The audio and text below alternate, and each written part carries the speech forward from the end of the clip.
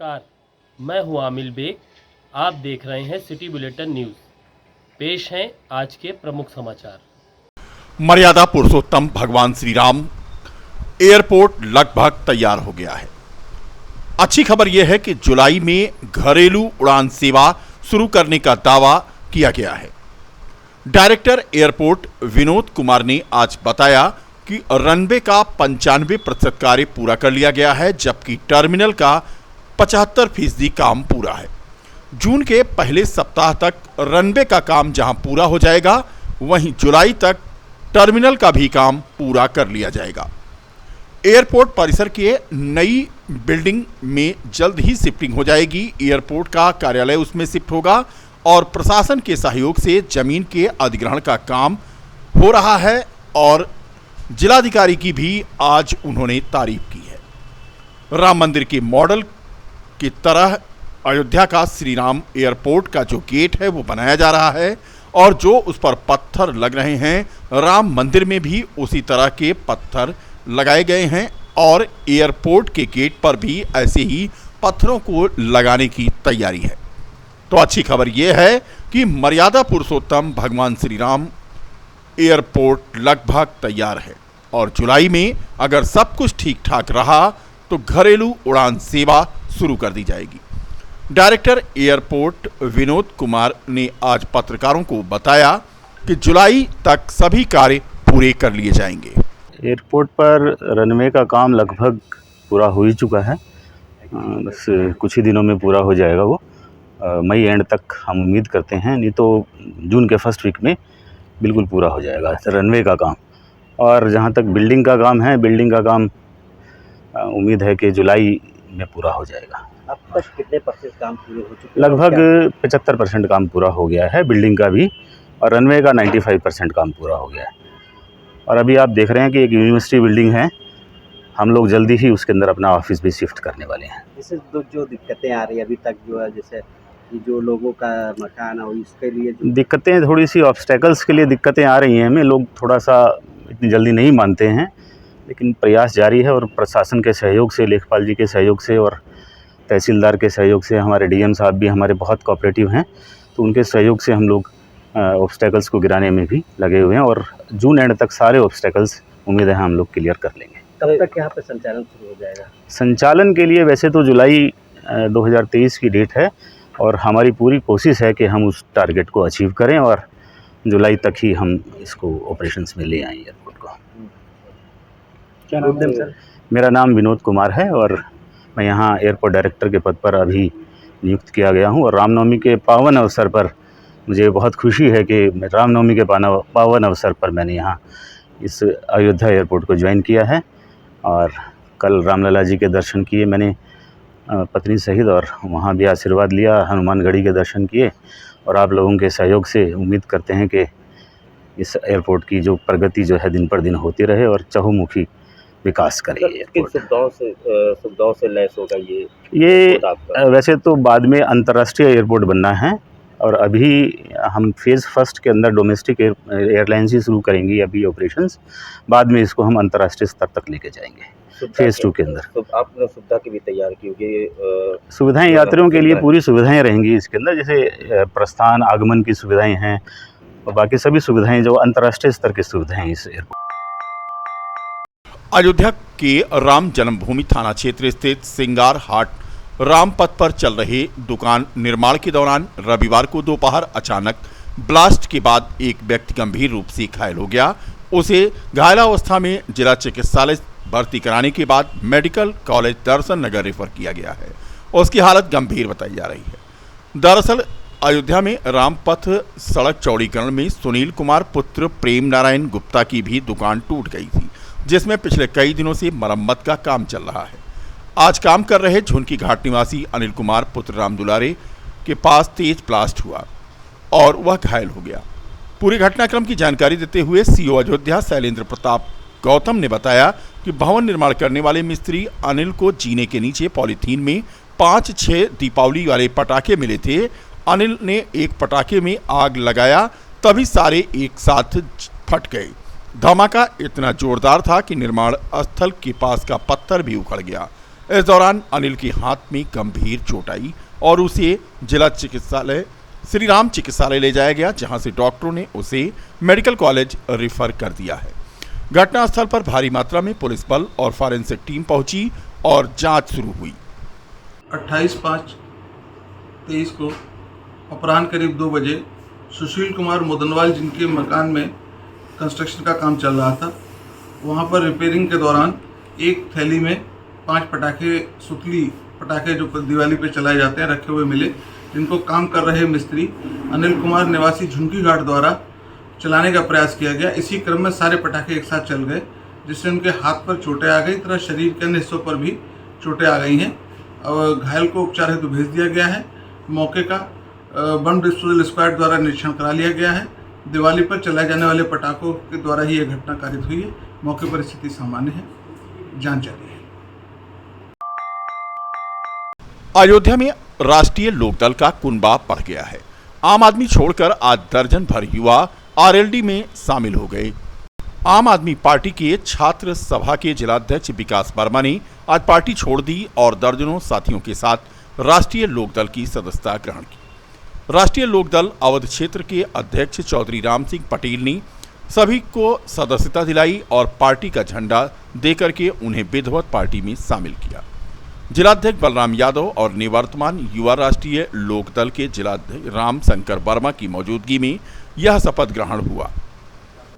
विकास पटेल जो युवा नौजवान नेता हैं, जो आज आप पार्टी छोड़कर अपने दर्जनों साथियों के साथ राष्ट्रीय लोकदल में शामिल हो रहे हैं, इनका और इनके सभी साथियों का हार्दिक स्वागत, अभिनंदन करता हूं। और विकास भाई को, सत्यम गौड़ जी को, सुरेंद्र यादव जी को, सभी साथियों को मैं ये विश्वास दिलाना चाहता हूं कि राष्ट्रीय लोकदल जो गांव गरीब किसानों की पार्टी है, पार्टी के राष्ट्रीय अध्यक्ष चौधरी जयंत सिंह जी हमेशा किसानों के लिए, नौजवानों के लिए संघर्ष कर रहे हैं। आपको आज पार्टी में आप लोग शामिल हुए हैं, आपका स्वागत है। सनबीन स्कूल की छात्रा की रहस्यमयी मौत का मामला आज और तूल पकड़ गया। समाजसेवी रत्ना जायसवाल के नेतृत्व में सैकड़ों की संख्या में महिलाओं और बच्चियों ने कैंडल मार्च निकाल करके घटना का विरोध किया और दोषियों की गिरफ्तारी की मांग की। प्रदर्शन के दौरान वी फॉर जस्टिस जैसे नारों के साथ महिलाएं आक्रोशित दिखीं और दोषियों के खिलाफ कड़ी से कड़ी कार्रवाई की मांग को लेकर के सड़क पर उतरी। बता दें कि इनका कहना था कि बहन बेटियां अब सुरक्षित नहीं हैं। जिन्होंने इस घटना को अंजाम दिया है, उन्हें चिन्हित करके उन पर बुलडोजर चलाया जाना चाहिए। सभी से अब सरकार से यही अपील करती हूँ कि मुझे इंसाफ चाहिए उस बिटिया के लिए। बाकी बिटिया अभी तक सुरक्षित नहीं है और सरकार हमेशा यही कहते हैं कि बेटी बचाओ बेटी पढ़ाओ, यही बेटी पढ़ाए। आज हमारे बच्चे 10 साल में पैदा हो रहे हैं क्योंकि वो स्कूल जाने से डर रहे हैं और अनेक सी वीडियो देख रहे हैं और कह रहे मम्मी अब हम लोग स्कूल नहीं जाएंगे। हर दिन स्कूल में ऐसी घटना होगी तो क्या सरकार हमको बताएंगे कि बेटी पढ़ाओ बेटी बचाओ। यही सरकार से मेरी अपील है कि ऐसी घटनाओं को शांत करें और ऐसी नहीं कर सकते। बस हमें यही चाहते हैं, बुलडोजर चलना चाहिए, जिस तरह से स्कूल में बुलडोजर चलना चाहिए। मांग तो ये है कि सरकार बोलती है ना बेटी पढ़ाओ बेटी बचाओ, कहाँ है बेटी के लिए इंसाफ? आप बताइए। हर दिन बेटी पीसी जाती है, हर दिन बेटी का बलात्कार होता है, हर दिन बेटी मारी जाती है। कहाँ है बेटी सुरक्षित? इतने बड़े स्कूलों में फीस कहाँ सुरक्षित है? आप बताइए मुझे। स्कूल भी एक ऐसी जगह थी जहाँ पेरेंट उनको मार मार के भेजते थे जाओ, अब वो भी सुरक्षित नहीं रहा। हम ये चाहेंगे पूरी तरह से जांच हो, हर तरह से निष्पक्ष जांच हो, किसी निर्दोष को सजा ना मिले। किसी निर्दोष के ऊपर ये सारा कारोबार ना थोपा जाए, अपना मलिन पना उन पर ना डाला जाए। शहर के प्रतिष्ठित स्कूल सनबीन में छात्रा की मौत के मामले में स्कूल प्रबंधन एक के बाद एक गलतियां करता रहा और संदेह की सुई उसकी तरफ घूमती गई। हालांकि पुलिस अभी तक किसी ठोस नतीजे पर तो नहीं पहुंची है, लेकिन अब तक हुई जांच में स्कूल प्रबंधन की कार्यशैली कई बड़े सवालों को जन्म दे रही है, जिससे पुलिस भी इनकार नहीं कर पा रही है। परिजनों की माने तो छात्रा को विद्यालय से फोन करके बुलाया गया था, जबकि इन दिनों छुट्टियां चल रही हैं। छात्रा गई और उसकी प्रधानाचार्य से करीब आधे घंटे बात हुई। आखिर ऐसी क्या बात हुई कि वह छत की तीसरी मंजिल पर पहुंच गई और परिजनों को झूले से गिरकर घायल होने की जानकारी दी गई, लेकिन सीसीटीवी फुटेज में वह छत से गिरती नजर आई। कुल मिलाकर के एक से बढ़कर एक सवाल इस पूरे मामले में आ रहे हैं, जो अब लोग भी उठा रहे हैं।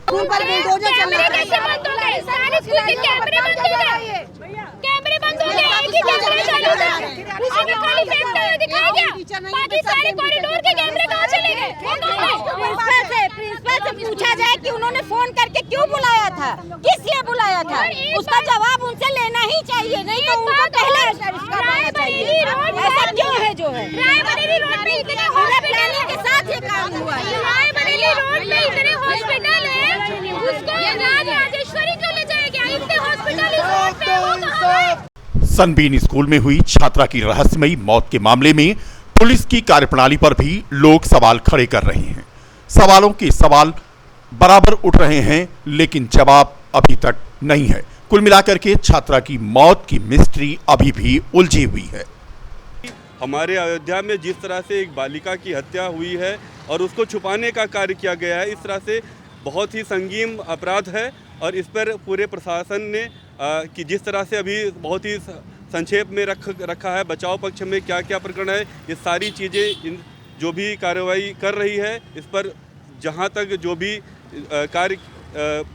जो भी बातें छुपाई जा रही है वो सामने है सच कि किस वजह से हत्या हुई है, किस कारणों से इसे साक्ष्य को छुपाया जा रहा था, इसके पीछे किस किस की साजिश है, ये सारी चीज़ उजागर हो और तब उनके ऊपर कार्रवाई हो, जो अपराधी हो उनके ऊपर सख्त से सख्त कार्रवाई हो, उनके अवैध निर्माण पर बुलडोजर चले, उनके द्वारा किए गए कार्यों पर उनको ऐसी अपराध की सज़ा मिले जो आगे वाले बाकी सारे स्कूलों के लिए ये ध्यान में रहे कि ऐसे अपराध करने पर हमें ये सज़ा मिलेगी। सनबीन स्कूल की प्रबंधक, जिस पर गैंगरेप और हत्या के मामले दर्ज किए गए हैं, उसका नाम है ब्रजेश यादव और उसके घिनौने चरित्र को भी लोग अब उजागर कर रहे हैं। वर्ष 2016-17 के दौरान में भी शिक्षिका से अश्लीलता करने को लेकर स्कूल प्रबंधक के विरुद्ध गंभीर आरोप लगे थे। तत्कालीन कोतवाल और स्थानीय एक विद्यालय के संचालक की मध्यस्थता और लिखित माफीनामा के बाद सुलह हुई थी। बता दें कि स्कूल के प्रबंधक के ऊपर आज लोग आरोप कैसे लगा रहे हैं। उनके ऊपर जितने मुकदमे लिख सकते हैं लिखे जाएं, खास करके उस व्यक्ति के ऊपर जो व्यक्ति पहले से भी घिनौने कार्य करता रहा है। और आज जाके खुल के जानकारियां हो रही है, कभी किसी बच्चा कभी किसी टीचर, कभी स्टाफ, बहुत की अफवाहें उड़ करके सामने आ रही है। हर कोई अपना नाम नहीं लेना चाह रहा है, लेकिन जानकारी दे रहा है कि कुछ समय पहले ऐसा हुआ था, कुछ समय पहले वैसा हुआ था। तो ऐसा होते होते इज्जत के मारे क्या लड़कियां बोल नहीं सकती हैं, तो क्या उनका कत्ल कर दिया जाएगा? गैंगरेप जैसा घिनौना कार्य, वो भी विद्यालय के अंदर, मंदिर के अंदर, तो फिर कैसे ये बच्चे जाएंगे? ये बच्चे किस प्रकार जाएंगे स्कूल? क्या कह के जाएंगे कि हम वापस आएंगे कि नहीं? इस पे कड़ी से कड़ी कार्रवाई होनी चाहिए।